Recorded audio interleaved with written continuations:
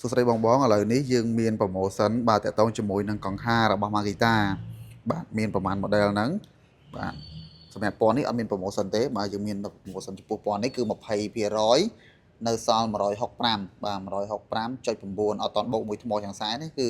ទទួលដង្ហាលទេណាបាទទទួលដង្ហាលទេបាទលេខកូដ CF001G ប្រើថ្មប្រភេទ40 V ណាបាទហើយខាងក្រោយនេះប្រើថ្ម40 V ដូចគ្នា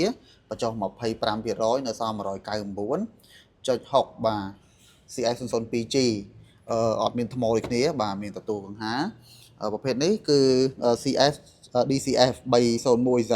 បាទទទួលកង្ហារដូចគ្នានៅសល់204បាទចុច204.58បាទចុះ20%អញ្ចឹងបងប្អូនដែលមានតម្រូវការបើកង្ហារអីហើយបងប្អូនដែលមានថ្ម18 V ឬក៏40 V របស់ Makita ហើយគឺត្រូវហ្មងណាបាទសូមអរគុណ